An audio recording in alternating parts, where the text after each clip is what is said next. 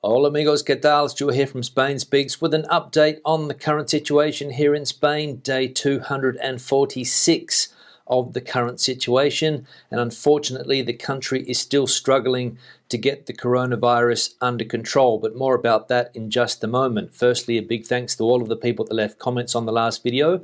Lots of comments, lots of debate happening there as usual. A big thanks to people that supported the channel through a small donation. You can see your names here. Thanks to all of the people that bought merchandise, and a big thanks to my patrons on Patreon for your ongoing support. Now, as I said, the country is still struggling to get the virus under control. Lots and lots of restrictions all around the country in an attempt to get the virus under control, but unfortunately in some places it's a very, very difficult thing to do. We can see here in the north of the country, in particular the autonomous community of Castilla y León, incidence continues to rise, with Burgos now the great focus of concern. The health department in that autonomous community is studying applying new restrictions on Monday, both in the province of Burgos and in the capital city. And we can see here from this headline exactly what the situation is like in Burgos, with cases soaring, and they currently have an incidence rate there of 1,700 cases per 100,000 inhabitants. The contagion rate in Burgos is double that of Castilla y León. That is why they have limited social relationships to the maximum by reducing them to just 3 people. The worst situation can be found in hospitals, with ICUs collapsed, and many citizens have heeded the calls to go into self-confinement. This Saturday, the province of Burgos has registered the worst number of cases of coronavirus since the pandemic began. Specifically, Burgos added 596 positive cases and 5 deaths. In this way, there are already 18,951 people who have contracted COVID-19, of which 18,064 have been confirmed by diagnostic tests of active infection. When it comes to hospital deaths, Burgos added another 5 deaths yesterday, and the total figure currently sits at 369. So the situation in Burgos not looking good, and as we saw there, they have a contagion rate double that in the rest of Castilla and León. Now, Asturias in the north of Spain has also seen an increase in cases in recent weeks. We can see here that the coronavirus has shot up in Asturias, and they have beaten records there for the 3rd consecutive day. Despite the restrictions imposed by the Principality of Asturias, the coronavirus contagion curve maintains a worrying rise. 23 people have died as the region approaches the dreaded collapse of the health system. So the health situation not looking good in various parts of the country, in particular those areas that we saw in the north of Spain. Now let's have a look at the health situation in figures by looking at a map of the country in various autonomous communities. Starting with the country as a whole, we can see that the risk level in the country is extreme. We can see the total amount of cases there. We can see the accumulated incidence rate for the last 14 days sits at 498.19. The total amount of COVID deaths since the pandemic began, 40,769. The hospital pressure now, we can see that there are currently 20,296 COVID patients hospitalized, and there are 3,125 COVID patients in ICUs. Now, if we look at the region of Castilla y León, we can see that the risk level there is also extreme. The total amount of cases, the accumulated incidence rate in the last 14 days is 819.11. Deaths in the last 7 days there, 180. And we can see the hospital pressure in that particular autonomous community. There are 1,788 COVID patients currently in hospital, and there are 224 COVID patients in ICUs, which is 41.95% of all ICUs in Castilla y León.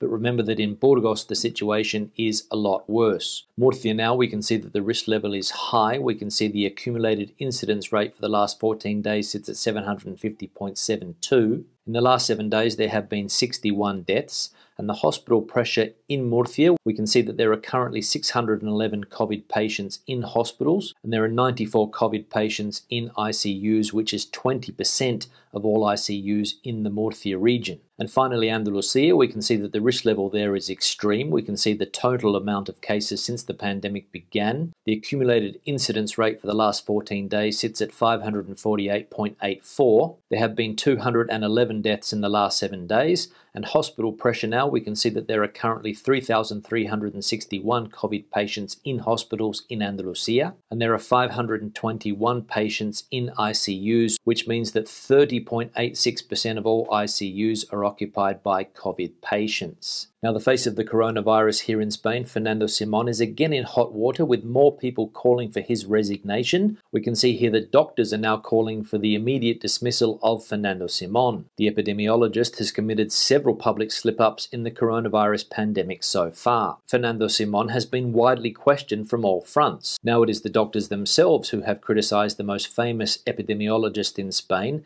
and have even called for his dismissal so that the Spanish management of the coronavirus can be turned 180 degrees. The 52 medical associations in Spain, represented in the General Council of Medical Associations, asked yesterday that Simón be dismissed because, in their opinion, he has shown that he is not capable of putting the epidemiological situation on track. Furthermore, they have branded him ignorant. So the medical associations there joining a long list of people here in Spain that want Mr. Simón to resign or be fired from his job, saying that he has failed to get the health situation in Spain under control, and even as we saw there, calling him ignorant. So we'll keep an eye on that one and see what happens to Mr. Simón in coming days and weeks, whether he gets the sack or whether he's able to hold on to his position. Now, there's been a few polls and surveys about the coronavirus here in Spain conducted in recent times. This one in particular caught my attention from the CIS, and it says that 58.4% of Spaniards think that they may die from the pandemic. 58.4% of Spaniards have thought that at some point they could become a mortal victim of the pandemic, and in the last 9 months, 54% have seen a psychologist due to their mood and emotional situation. According to this first study by the Sociological Research Centre, CIS, on the consequences and effect of the coronavirus on the Spanish population, prepared in October with interviews with 2,861 people, 59.5% fear that they will not be able to recover their life as it was before the pandemic, and 78.2% are concerned about their future. The CIS study also revealed that 57.5% of those surveyed have been afraid of becoming ill since the state of alarm began, and 83.2% are concerned to see empty streets and shops. So some interesting figures there released by the CIS, with close to 60% of all Spaniards surveyed thinking that they may become a mortal victim of COVID-19, and close to 80% worried about their future. So fairly clear the impact that this pandemic is having on people here in Spain, especially when it comes to psychological issues. Now, last week we all learnt about a new vaccine that could be ready early in the new year. The Spanish government came out last week and also said that they expect to have 10 million people vaccinated by May. The Health Minister, Mr. Illa, also came out and said that they're working on who the priority groups for the vaccine are going to be. And he also said that the vaccination is not going to be obligatory in Spain. However, there's a bit of a debate raging at the moment. And as we can see here, the question is, should vaccination against COVID be mandatory? Experts have started an ethical debate on immunisation, given the need to stop the pandemic. Faced with the prospect that in 2021 there will be one or more vaccines against COVID-19 safe and effective, and that it may be possible, although not immediately, to stop the spread of the coronavirus,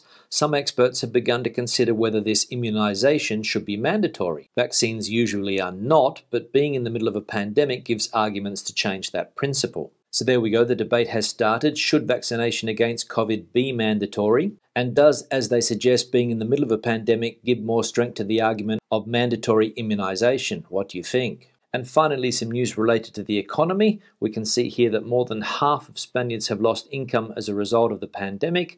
The majority of the population believes that the government's management has been bad or very bad, according to a 40dB survey for the newspaper El País. So no surprises there, with the majority of people surveyed saying that the government's management of the pandemic has been bad or very bad. And as I said, no surprises there. Now let's have a look at some of the comments from recent videos. First one here from Christine. Have seen that £150 is the cheapest PCR test in the UK. Have seen some charging £250.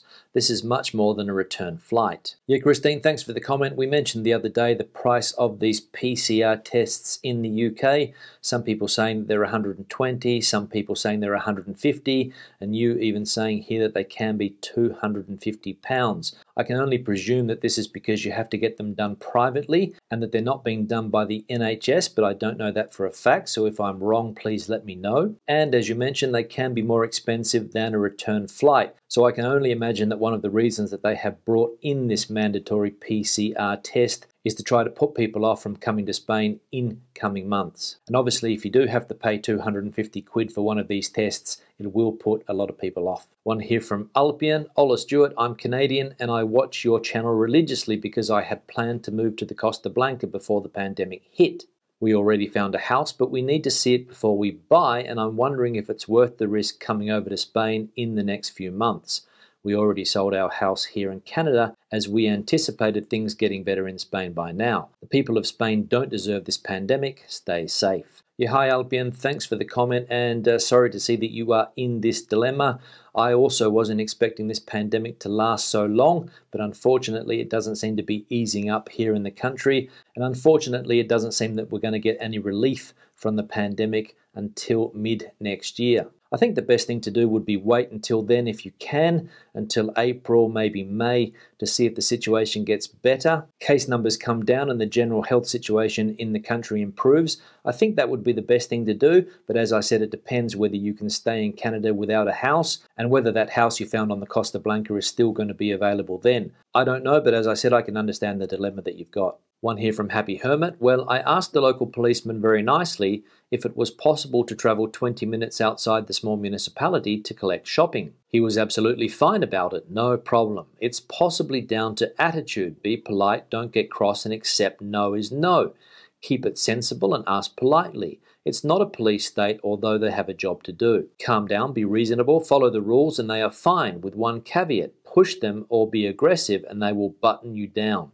This is a temporary situation that will be over soon. Yeah, Happy Hermit, thanks for the comment. And you're right, the best way is to communicate with people always, especially when it comes to the police. Normally, I find that if you do tell them your situation, they can be quite sympathetic. But if you take the P155, they're not going to be so nice. And you're absolutely right, Spain is not a police state, even though some people in the comment section would like us to believe that it is. Every time I go outside, go for a walk, go for a run, I see the police. They never stop me because I don't do anything wrong. I do what I'm supposed to do. I follow the rules. And that's one of the reasons why I don't have problems with the law. And I think a lot of the times when you see on the television or read in the papers about cases where people have had problems with the police, it's most likely because they're not doing what they should be doing, and the police get fed up by seeing the same people do the same things over and over and over again, which is unfortunately happening at the moment. One here from Isabel. I am from Barcelona and I lived for some years in Gran Canaria, in Las Palmas, the capital.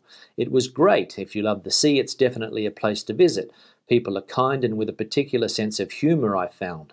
I was young and at first it was difficult to adapt, but when I finally came back to Barcelona, I missed a lot the people, the sea, the fish.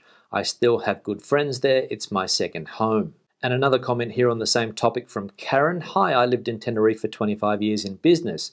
Fabulous, but cons are you can't go anywhere without bumping into someone you know. It's very English, very windy, absolutely jammed up with traffic. Getting off the island with a car requires a 2 to 3 day ferry trip to Cadiz. We have now been down here near Cadiz for 9 years, and I love the opposite to all of the above. Yeah, Isabel and Karen, thanks for the comments. That's generally the feeling in the comment section. I posed the question the other day about some of the pros and cons of living in the Canary Islands, whether there are more pros than cons, or whether there are more cons than pros. And the feedback that I got, or some of the feedback that I read, was mainly split 50-50. A lot of people saying that it's a fantastic place, but some people saying that there can be cons, especially that it's small. You do see the same people all the time, traffic problems, and of course, as we saw there, if you want to get off the island by car, it takes you 2 to 3 days to get to the mainland. Somebody also mentioned the concept of island fever, that you might get a little bit bored, fed up living on a place so small,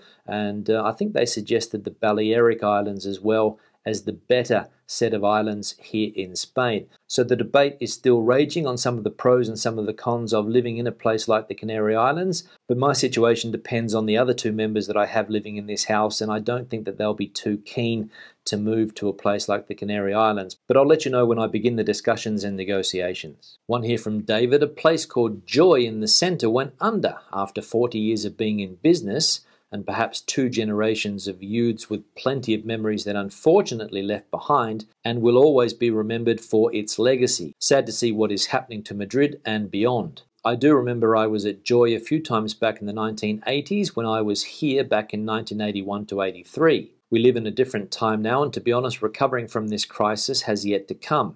However, the damages cannot be restored. The owner of Joy also owns Chocolateria de San Ginés. I'm sure many of you know the name and the place. Well, my next question is, who else and what else will be gone next? Yeah, David, thanks for the comment. There has been a bit of news in recent times about the place that you mentioned there, a disco in the center of Madrid called Joyous.